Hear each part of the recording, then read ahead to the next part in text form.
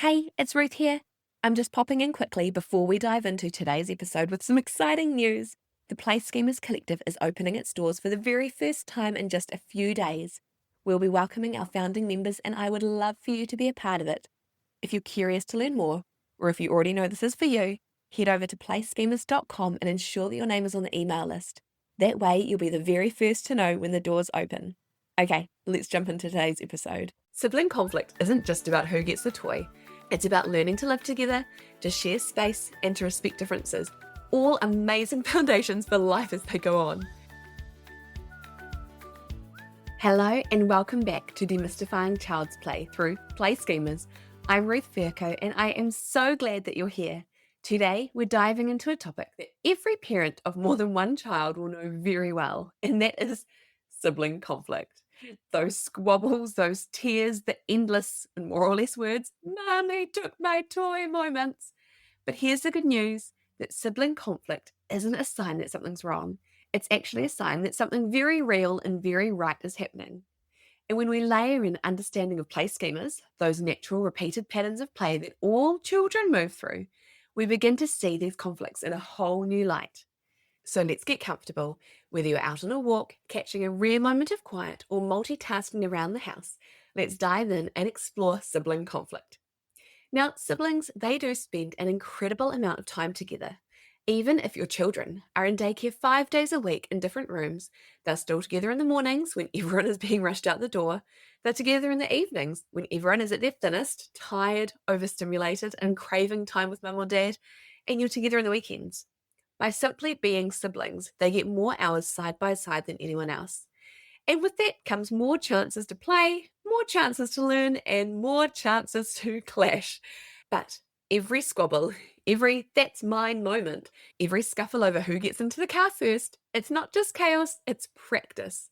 Practice in conflict resolution, emotional regulation, empathy, boundary setting, even boredom management. But before we go any further, let's quickly touch on play schemas. So if you're new here, schemas are the repeated patterns of behaviour children are drawn to explore in their play.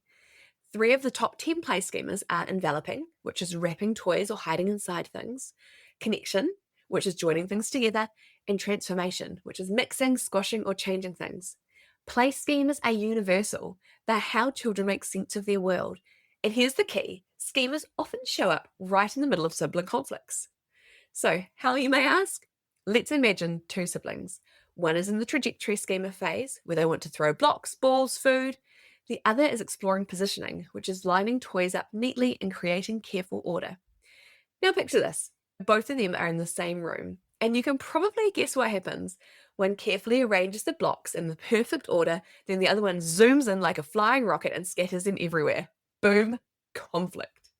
Or another example, your 3-year-old is deep into the transportation schema, loading dolls into a stroller, but your 5-year-old wants the same dolls for a role-play game, the transformation schema. Suddenly, what looks like a fight over dolls is really 2 children needing to express their play drives in different ways. So when we, as parents, can name the schema and recognise what's underneath the clash, the frustration can soften. Instead of just seeing bad behaviour and then fighting together, we can see they've got different needs colliding. And this is why I'm so passionate about sharing about play schemas. It unlocks so many aha moments, which otherwise would lead to frustration from everyone. So really, the long and short of this is, if you have a solid foundation yourself in the top 10 play schemas, you can see interactions with such a different lens. And do make sure you head to playschemas.com/free to download the top 10 play schemas cheat sheet for free, and any other freebies you see there too. So that's playschemas.com/free. Okay, so now you know why there's a clash. You might be thinking, well, when do I step in? How does this all work? And when not to? And what to do when these needs do collide. Okay, number 1, you are going to pause. When you're learning to see which schema your child is working through, I always start with getting you to pause and observe, and this is no different. So pause, give them a moment. You might be surprised at how capable children can be at working things out on their own when we don't jump in too quickly. You're giving them the chance to learn this skill. Number 2, narrate neutrally. Instead of blaming, "She had it first, give it back now," you might say, "It looks like you both want the same toy." This helps both children feel seen without anyone being labelled as the bad guy. Number 3 from this step, is coach, don't control. So you might offer strategies like, what could you say to your brother instead of hitting? How could you both use it? Through these sentences, you're teaching them problem solving, not dictating situations and solutions. But with these strategies, these are always things you will have had to work on beforehand when they aren't in the big emotions, having them all flying around left, right, and center. This is a coaching moment, guiding your child in what they already know, not a teaching moment. Okay, number 4, support their emotions and name them often, in the situation and out of the situation. You're angry, that makes sense. You sound really frustrated. It looks like you're proud of what you've built. Naming feelings is one of the most powerful gifts you can give your children. It gives them the language to use themselves when they're able to and ready. Okay, number 5 is practice I statements. Instead of you're being mean, we can model, I don't like it when you take my things. It's clear, it's honest, and it invites a response. Number 6, create a calm down space. We have seen through and through how important this is. It could just be a place where you sit together. It could be slightly removing to the couch where you're still in the area. And I'm not saying put your child on their own. It's a place that they can go on their own if they want, but it might be something that you do with them. So it could be a corner with books, maybe a den made from a blanket, maybe a basket of sensory toys. Remembering it's not punishment, it's regulation. And you going there with them is completely fine and even recommended, definitely. Okay, number 7, reflect later. When that storm of emotions has passed and everyone is calm, including yourself, circle back. What can we try next time? Conflict is rich learning, but the learning often happens afterwards. So make sure you take that time. And it might just be you and your partner doing that reflection on how you handled it, or involving your child too, depending on their age and their stage. So to recap those 7 points, number 1 is pause. Number 2 is narrate neutrally. Number 3 is coach, don't control. Number 4, support those emotions. Number 5, practice I statements. Number 6, create a calm down space. And number 7, reflect later.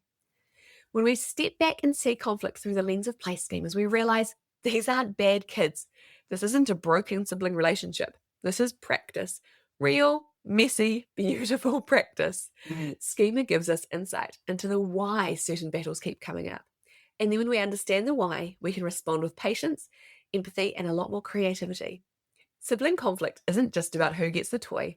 It's about learning to live together, to share space, and to respect differences. All amazing foundations for life as they go on. And just as children need space to explore schemas, they need space to explore the conflict too. So the next time you hear, Mom, he took it, take a breath, pause, narrate, coach, support, reflect, and remember, it's not a sign that something's wrong. It's a sign that something is real and happening. If you'd like to learn more about play schemas and how they do show up in everyday life with your children, you can come and join me on Instagram at play_schemas, or head to the show notes for today's episode, playschemas.com/blog, and you can search for 37, which means you don't have to remember all those steps. Just head to playschemas.com/blog and look at 37. So thank you so much for listening in today. You're doing such an important job in supporting your children, not only in play, but also in the relationships that will last a lifetime. So until next time, remember, today is a great day to play.